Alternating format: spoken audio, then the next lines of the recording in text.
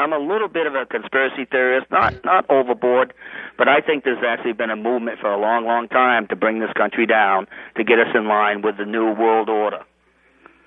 Well, we've heard that for 20 years, and then going back to the early 90s, the Bilderbergs, the CFR.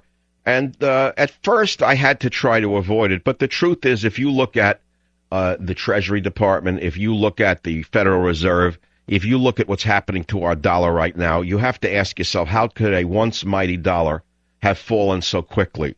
And I don't think it happened by accident. I saw it happening with NAFTA, with CAFTA. I saw Clinton melting down the borders. I saw Bush following suit and melting down the borders. I saw the persecution of the U.S. Marines who were sent there to fight and die for this country. When they did it all too well, they were then persecuted by the very army that put them out in harm's way. And so something's wrong with this whole picture. But I don't know in my heart of hearts whether it's one vast conspiracy of politicians or it's just simply a nation falling apart from division, from two sides fighting for their own ends, where you have a penetration of the military, a penetration of the government at every level by the radical left wing, who fundamentally is tearing down everything good in this country.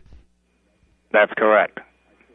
So in other words, what I'm saying is there's still a hardcore of people who love this country in the military, in the FBI, in Homeland Security, in the executive branch. You name it, there are people who know what's going on and they're doing everything they can to save this country.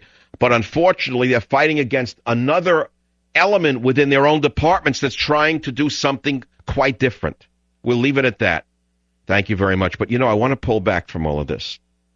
I had a discussion with a friend of mine this morning who just came out of a stent, the second one he had in a few months. A very nice man, a good friend of mine. I felt bad for him. So we were talking, and he said, Michael, he said, what kept me going were a number of things. He said, but one of the things you said in my pain from all of this and my fears, he said, is that no matter how bad things are, he said, I remember what you said once on the show. It's nothing compared to what our ancestors lived through. What we feel in this country today, what we think is bad, is nothing compared to what people have and are experiencing on planet Earth today.